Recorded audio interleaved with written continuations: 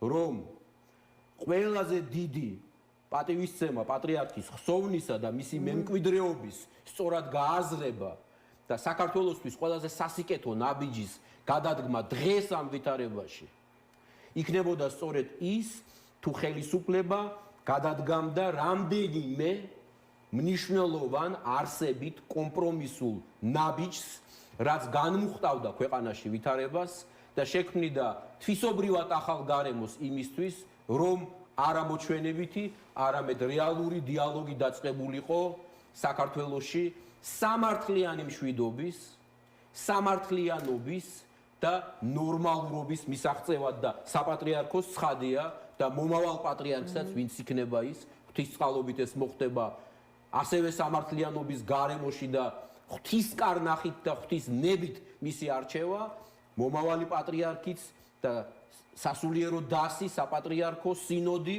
ამას ხელს შეუწყობს იმიტომ რომ აი თუ კი ვიმეორებ რამე მახსოვს რამე ყოფილა მთელი ამ აწლეულების განმავლობაში პატრიარქის მხრიდან ეს იყო არაუბრალოდ მოწოდება, არამედ აი პირდაპირ მისი ფიზიკური მონაწილეობა, მისი ფიზიკური ყოფნა, რომ ეს შერიგება საჭირო დროს, ეს კომპრომისი გამონახულიყო და ასე მგონია, იქნებ ვინმე თქვას რომ ვცდები და ვაჭარბებ, მაგრამ მე როგორც ერთ ადამიანს, თან იმ ადამიანს, ვინც სხვაც იცნობდა, მაგრამ შესაძლოა კიდევ სხვაგვარად რაღაც გარემოების გამო ვიცნობდი მას, ვაძლევ თავს უფლება ვთქვა, რომ აი ამით ჩვენ მის სულს გავახარებდით, რომ დღეს გვეზრუნა იმაზე, რასაც ახლა ვხედავთ, ასე ხილულად 2-3 საათის წინ დიდსამებაში მივედი და სხვამაც ნახა, მაგრამ ეკრანიდან რომ ნახულობ, თქვა ქალბატონელა ეს ერთია და იქ რომ ხედავ აულაბრის მეტროდან დაწყებული რიგი რომ იწყება და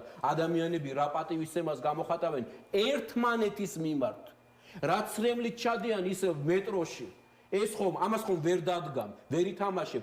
მოდით პატივი ვცეთ, აი კირილე ალექსანდრიელის შემთხვევა რომ გავიხსენე, ეუბნება რა ღვთისმშობელი იოანე ოქროპის, ჩემი ხათრით დაუთმეო. აი ჩვენ თუ გვაქვს ხათრი ან პატრიარქის, ან საქართველოს, ან ერთმანეთის, აი ეს უნდა მოხდეს, ეს დიდი შერიგება, ამ შერიგების მომენტუმი უნდა დაგვიდგეს. აი ამის თქმა მინდოდა. აი ნახოთ ქვეყანაში შექმნილი ვითარების მოგვარების თვალსაზრისით ეკრება თუ არა კონკრეტული შეთავაზებები და ნაბიჯები საპატრიარქოს და სამღვდელოებას ეს გამოჩნდება იქამდე დღევანდელობას მინდა დაუბრუნდეთ პატრიარქის გარდაცვალების ძალიან სამწუხარო ფაქტს და ამავე დროს ვისაუბროთ იმაზე რა შეიძლება იგივე საპატრიარქოში იყოს ილია მეორის წასვლის შემდეგ. აი თვითონ საქართველოს მართლმადიდებელი ეკლესიის მართვა გამგეობის დებულების მიხედვით საპატრიარქოს ტახტის მოსაყდრემ ეკლესიის გაფართოებული კრება, რომელზეც სწორედ ახალი კათოლიკოს პატრიარქი უნდა იქნას არჩეული, უნდა მოიწვიოს ილია მეორის გარდაცვალებიდან 40 დღის შემდეგ, მაგრამ არა უგვიანეს 2 თვისა. აი რა გონიათ პატრიარქის შემდგომი ეპოქის მთავარი გამოწვევები, ესეც რომ გითხრათ და უშუალოდ საპატრიარქოში რა პროცესებს ელოდებით შემდეგი 2 თვის განმავლობაში. ხომ გაგვიგია ყველას ასეთი დიდებული ბრძნული გამოთქმა, ხე ნაყოფით შეიცნობაო. ესე ასეა, ხომ ასეა? ხო და აი მე ასე მიმაჩნია რომ და ახლა თქვენს კითხვას უპასუხებ აქედან გამომდინარე, რომ მართალია აქ-აიქ არ მოგწონებია, მღვდელიც არ მოგწონებია შესაძლოა, გადაწყვეტილებაც არ მოგწონებია, მაგრამ რაღაც მთავარი მაინც უნდა ვთქვათ, რომ ეს პერიოდი ხასიათდება პატრიარქობის ჟამი იმით, რომ ვისაც სურვილი კი ჰქონდა ქალბატონო ლელა, ვისაც კი ჰქონდა სურვილი, მღვდელი ყოფილიყო, ვისაც კი სურვილი ჰქონდა, რომ ეკლესიის სიკეთით დამტკბარიყო, ვგულისხმობ ადამიანს ჩვეულებრივს, ანუ წმენაში ყოფილიყო, ყველას ამის ფუფუნება, შესაძლებლობა გქონდა და გვაქვს ეს დიდი რამ არის შეუზღუდავად. ახლა ამას იცით რატომ გეუბნებით თქვენი კითხვის კონტექსტში, რომ ჩემი დაკვირვებით დღეს სინოდში არის არაერთი ღირსეული მოწაფე კათოლიკოს პატრიარქისა.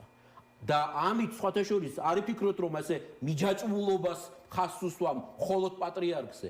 პატრიარქის მოწაფეობა მხოლოდ მაშინ შეიძლება იყოს ღირსეული, თუ სინამდვილეში ეს მოწაფე ქრისტეს ღირსეული მოწაფეა. თუ აქ წინააღმდეგობაა, მაშინ არაფერი არ გამოდის და აი წინააღმდეგობა რომ არ არის და ასეა ჩემი გადასახედიდან ეს დიდებული მონაპოვარია. მე იმედი მაქვს.